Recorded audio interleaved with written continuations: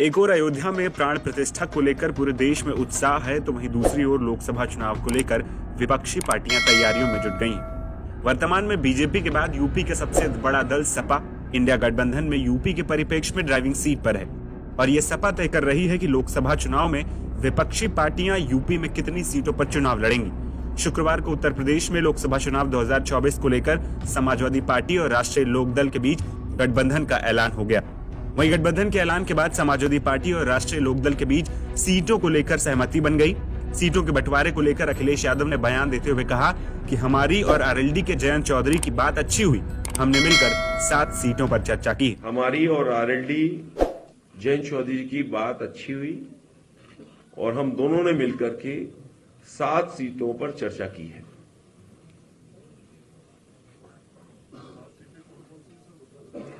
ये हम और जयंत चौधरी जी दोनों लोग जानते हैं। बीजेपी के खिलाफ बने गठबंधन में सपा के लिए सबसे बड़ी टेंशन कांग्रेस है और दोनों पार्टियों के बीच कई बार सीट बंटवारे को लेकर तल्खियां सामने आई। वहीं अखिलेश का कहना है कि बहुत जल्द ही बैठक होगी और रास्ता निकाल लिया जाएगा।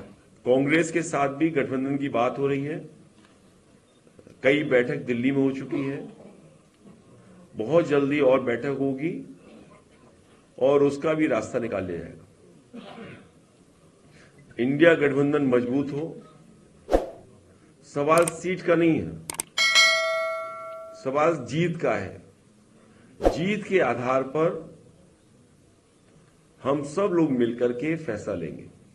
यूपी में रालोद के साथ सपा का गठबंधन 2018 के लोकसभा उपचुनाव से है। कैराना लोकसभा सीट पर हुए इस उपचुनाव में सपा ने अपनी नेता तबस्सुम हसन को रालोद के सिंबल पर चुनाव लड़ाया था और उन्होंने जीत दर्ज की। 2019 के चुनाव में इन दोनों के साथ बसपा भी गठबंधन में शामिल थी। सपा ने रालोद को 3 सीटें दी, लेकिन रालोद एक भी सीट नहीं जीत पाई। सपा 5 सीटें जीती, जबकि बसपा ने 10 सीटों पर जीत हासिल की। इन चुनावों के बाद 2022 का विधानसभा चुनाव भी सपा और रालोद ने मिलकर लड़ा। सपा ने रालोद को 33 सीटें दी, जिसमें रालोद ने 9 सीटों पर जीत दर्ज की। अब एक बार फिर सपा और रालोद 2024 लोकसभा चुनाव में मिलकर बीजेपी को चुनौती देते नजर आएंगे।